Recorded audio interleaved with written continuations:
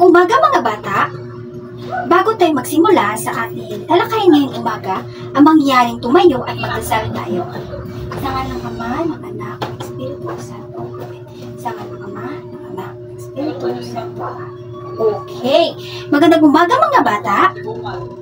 Okay, very good. Bago kayo umupo, pulutin niyo muna ang ilang piraso na papel sa ilalim ng inyong upuan. Tapos na ba? Okay. Wala bang liban sa klase? Okay, very good. Narito ang ating mga tuntunin na dapat sunduin. Una, makinig sa guro. Kapag nagsasalita si teacher sa inyong harapan, ang dapat gawin? Makinig, very good. Pangalawa, kapag gusto niyong sumagot, itaas ang kamay. Okay? Bago tayo magsimula sa ating aralin, balikan muna natin ang ating nakaraang topiko. Okay? Okay. Unang tanong, ano ang paksang tinalakay natin kahapon? Yes? Okay, very good. Bigyan ng tatlong paksa.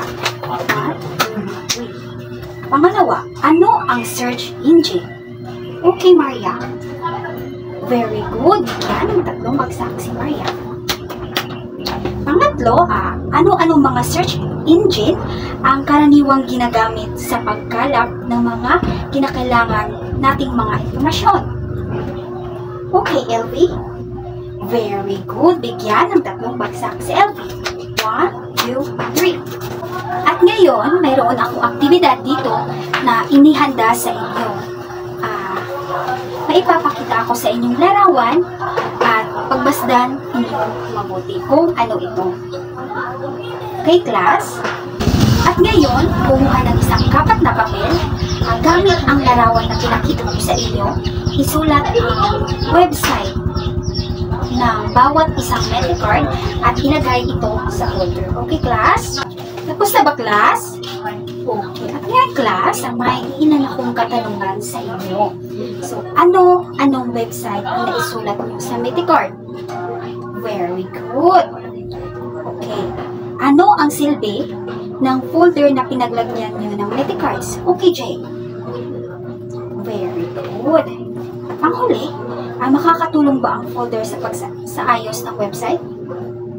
Okay, Charlie. Yes, very good. Okay, class. May idea na ba kayo sa ating bagong topiko ngayong umaga? Okay, ano ang topic natin? Pangangalap at pagsasaayos ng impormasyon gamit ang ICT. Very good. Dahil alam nyo na ang ating topiko ngayong umaga, ang layunin may papakita ko sa inyong larawan. Ilagay ang mga ito sa start na magsisilbing bookmark sa mga website na nais mong bookmark. So, nakita nyo ba yung larawan, class? Okay. Pagmasdan ng mabuti. Okay, class. Ano nga ba ang pag-bookmark? Ang pag-bookmark ay isang link sa mga website at paraan upang mapabilis ang pagbubukas o pag-access sa isang paborito o lagi mong ginagamit na websites. Paano gamitin ang bookmark? Okay? Kung gumagamit ka ng Chrome sa isang computer, maaari mong palabasin ang iyong mga bookmark sa bar sa itaas ng bawat web page. Sino ba dito sa inyo ang may computer? Okay. Una natin gagawin, sa URL bar, hanapin ang star sign at i-click ito.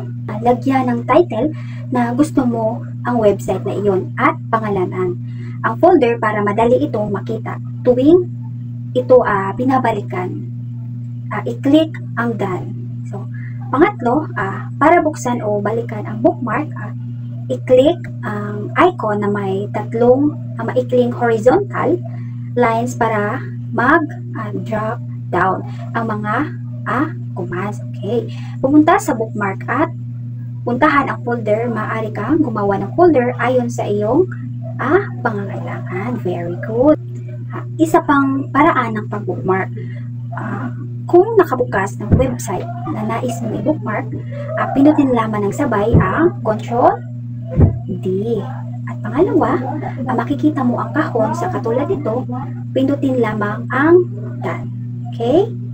At ang panghuli, tingnan sa bookmark bar ng Chrome kung makikita mo na ang iyong kinopyang URL ng website. So, tandaan natin, ang bawat website ay may layunin na maaaring makatulong sa atin sa pagkalap ng impormasyon. Ang malaki ang tulong ng pag-bookmarks sa mga website na paborito mo o lagi mong ginagamit dahil dito napapabilis ang pag-access mo at di mo na kailangan na mag-type pa ng mahabang uri ng website. Tandaan, i-click ang hugis bituin na button para i-save ang address ang website. Sa ganitong paraan, madaling mabalikan ang save na address ng website kapag muli itong kailangan. Okay, class, gawain. Pag-bookmark ng website gamit ang computer at internet. Subukang i-bookmark ang 5 o 5 website na makakatulong sa iyo sa pagkalap ng mga mahalagang informasyon. Okay, ito ang ating tricks. 5 puntos kapag nakapag-bookmarks ng 5 website na maaaring pagkunan ng impormasyon. 4 na puntos kapag nakapag-bookmarks ng 4 na website na maaaring pagkunan ng impormasyon. At pangatlo naman kapag nakapag-bookmark ng 3 website. At 2 puntos naman kapag nakapag-bookmark ka ng 2 website na maaaring pagkunan ng impormasyon. Very good. At 1 puntos naman kapag nakapag-bookmark ng isang website na maaaring pagkunan ng impormasyon. Tapos na ba kayo mga bata? Okay, may iilan akong mga katanungan dito sa inyo. At pipili ako kung sino yung sasagot. Una, ano-ano ang kahulugan ng pag-bookmark ng website? Okay, ano pangalan mo? Dimple. Yes, very good.